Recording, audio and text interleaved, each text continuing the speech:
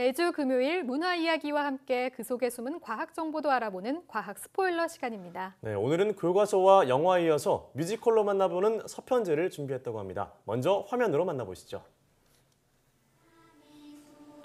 진정한 소리꾼의 길을 쫓는 아버지 유봉. 어린 송아와 동호를 데리고 소리 유랑을 다니는데요. 길에서 산다, 길에서 논다, 길에서 산다, 길을 따라서. 여기 어디예요? 여기는 해남이다. 여기는요?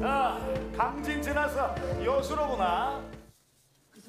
어머니의 죽음과 소리 유랑에 힘들어하며 아버지 유봉을 증오하던 동호는 결국 자신만의 소리를 찾아 떠나고 송아는 홀로 아버지 곁에 남아 소리를 완성하기로 결심합니다. 나의 소리는 널 붙잡지 못해 내 소리 너에게 닿지 못해. 하지만 송아 또한 떠날지 모른다는 두려움에 휩싸인 유봉. 소리 완성에 집착한 나머지 송아의 두 눈을 멀게 하는데요. 사무치게 미워 나를 원망하며 깊어진 소리. 소리로 얽힌 세 사람의 한과 슬픔, 외로움을 그린 뮤지컬 서편제입니다.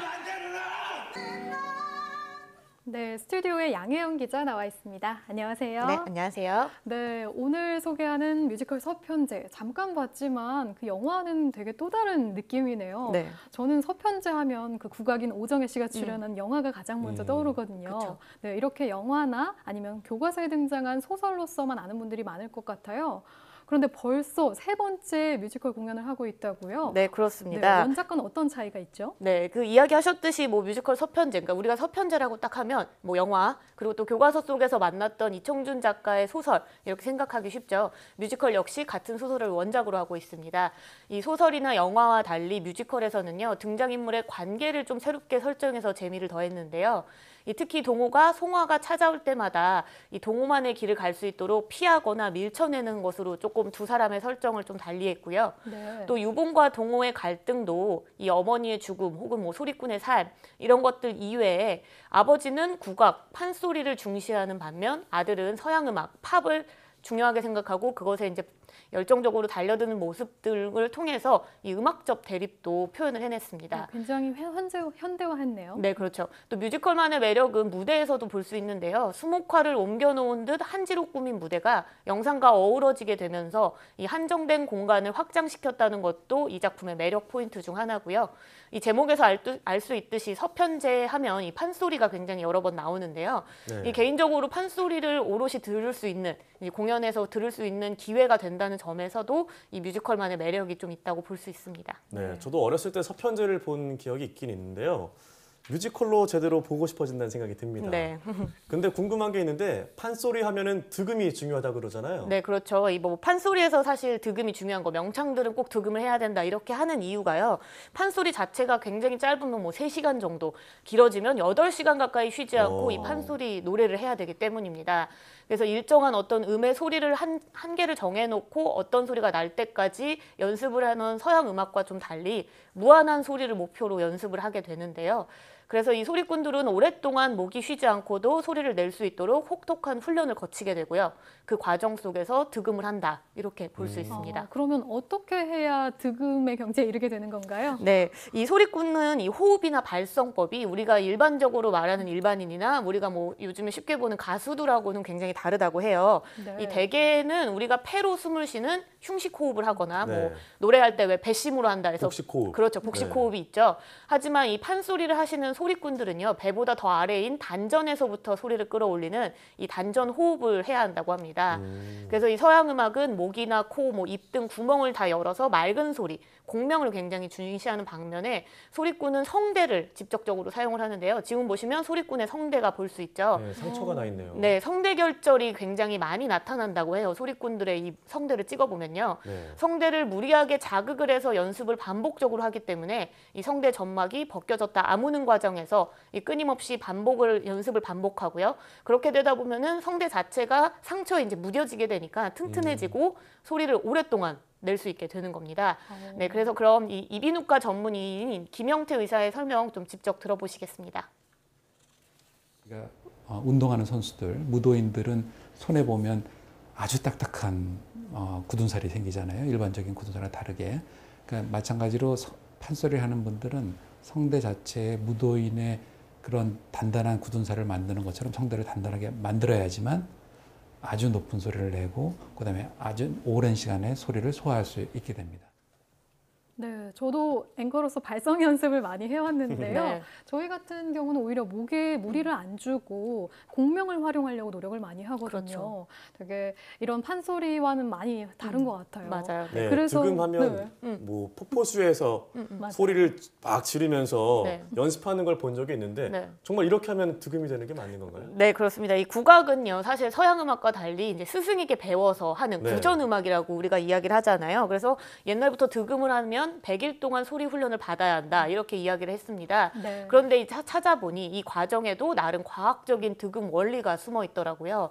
이 소리 훈련을 크게 폭포 아래서 훈련하는 것, 동굴에서 훈련하는 거, 그리고 시장터 같은 소음이 많은 곳에서 훈련하는 거, 그리고 또 벌판에서 훈련하는 이런 4가지로 정리를 할 수 있다고 하는데요.